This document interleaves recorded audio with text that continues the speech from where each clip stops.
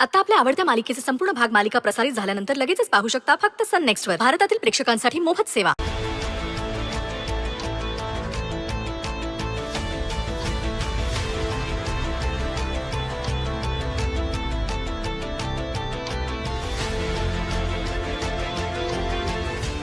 झालं समाधान? बर झालं तो पडाले.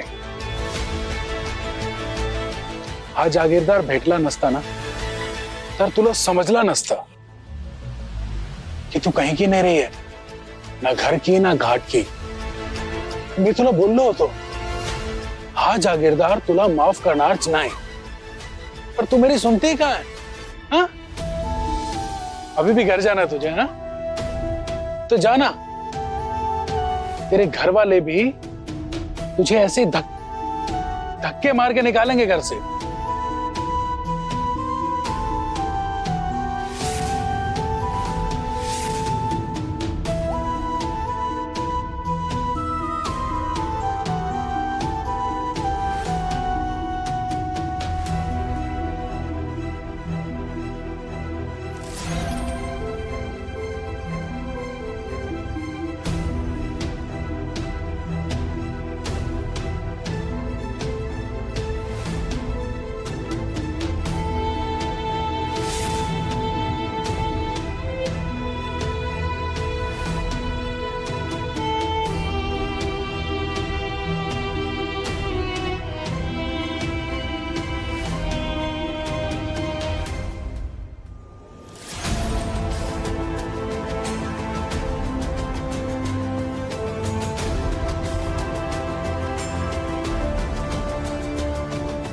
Come, baby.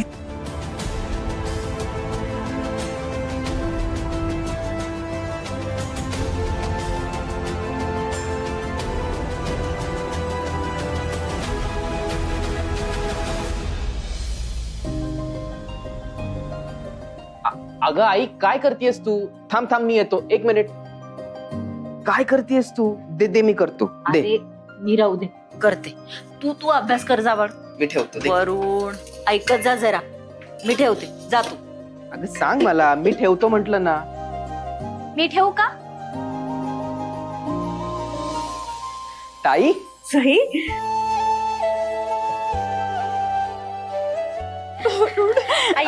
करते. सुखी राहा. ताई कशी आहेस तू? मी मस्त मजेत. तू कसं आहेस? मी मस्त. हे काय सई, जावई बापू नाही आले? एकटीच आलीस? अगं यायच्या आधी फोन नाही केलास तो. तुझ्या आवडीचं काहीतरी खायला करून ठेवलं असतं ना. मग आता बनव की, भरपूर वेळ आहे तुझ्याकडे आणि मलाही कसली घाई नाहीये. घाई नाही म्हणजे?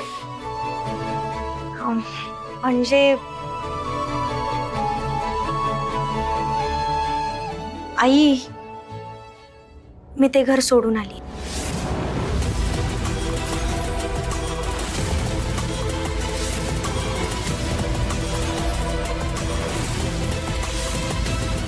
काय?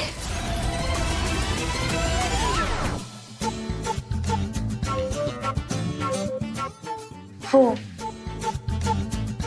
मी सांगितलं नाही, मला नाही करमत तिथे. आणि त्यात त्या भैरवी मॅडम किती बोलतात मला.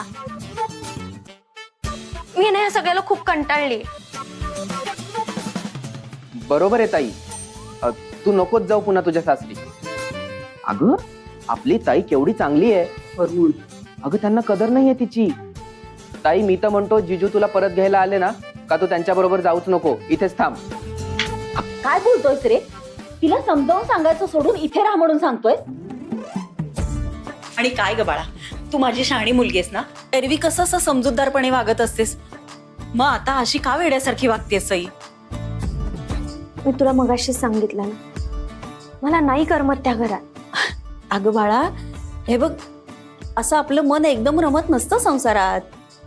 हे बघ, सगळ्या गोष्टींची हळूहळू सवय व्हावी लागते, मग आपलं मन आपल्या घरात रमायला लागतं. आणि हे बघ, भैरवी ताई तुझ्यापेक्षा मोठ्यात, थोडंफार काहीतरी बोलल्या असतील तर सोडून द्यायचं ना. एवढं मनावर नाही घ्यायचं बाळा. आणि तुझ्या सासूबाई जानकीताई किती समजावून घेतात तुला, किती चांगल्या मनाच्या आहेत त्या. आणि जावई बापू म्हणजे देवांश, लाखात एक माणूस आहे ग. हे बघ साई, तू नशीबवानेस. असा चांगला नवरा आणि असं सासर मिळालं. हे बघ, असं काही वेड्यासारखं वागू नकोस. नक्की काय झालंय सई? तुमच्या दोघात भांडण वगैरे झालंय का? देवांश काही बोललेत का तुला? सई अगं बोल ना काहीतरी बाळा. काय झालंय हे बघ, असं काही विचार करायचा नाही बाळा.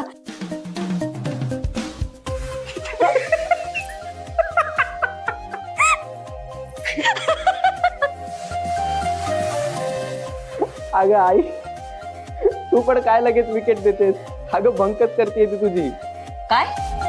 आई सॉरी, म्हटलं आज तुझी जरा गंमत मस्करी करूयात म्हणून केली. मस्करी? सई अगं अशी कोणी मस्करी करतं का? किती घाबरले होते मी. आई हो सॉरी, चुकलं माझं. माफ करशील ना? माफ करून टाक ना तिला. अगं नाहीतरी इतक्या दिवसांनी भेटली ती आपल्याला. खरं सांगू का, आज मला खूप भारी वाटतंय. किती दिवसांनी आपण असं आज एकत्र भेटतोय ना. मामा असायला हवा होता. हो ना अगं, मामा नेमका कामावर गेलाय. तो जर असता ना तर त्यालाही खूप आनंद झाला असता तुला भेटून. आणि मामी पण बाहेर गेलीये. हो का? बरं झालं ती घरात नाहीये. नाही, आपल्याला आनंदात बघून आहे ना पोटात दुखलं असतं तिच्या. वरून अगं असं बोलतात का? तूच समजावून सांग याला. हे बघ, वहिनी मोठी आहे, असं बोलायचं नसतं. सई तू ये ना बाळा, इकडे ये बैस. तू बस, मी तुझ्यासाठी काहीतरी खायला घेऊन येते. हा आई तू बस इथे. अगं बस. हे बघ, मला खायची भूक नाही लागली. मला तुझ्याशी खूप साऱ्या गप्पा मारायच्यात आणि त्याची भूक लागली आहे मला. एकतर किती दिवसांनी आपण भेटतोय. तुला आठवते आई, आपण इथे घरी असल्यावर किती बोलायचो, किती गप्पा मारायचो. आणि हे सगळं मी खूप मिस करते. आणि सगळ्यात जास्त मी माझ्या लाडक्या आईला मिस करते. बरं बाई, बसते, जात नाही कुठे. वरून जरा ताईसाठी पाणी घेऊन ये ना. हा आलोच. बोल बाळ, कशी आहे? सासरी सगळे कसे? जावई बापू कसेत आमचे? सगळे ठीक आहे. आई तुला आठवतंय, मी एका जॉबसाठी इंटरव्ह्यू दिला होता आणि त्यात माझं सिलेक्शन झालं होतं.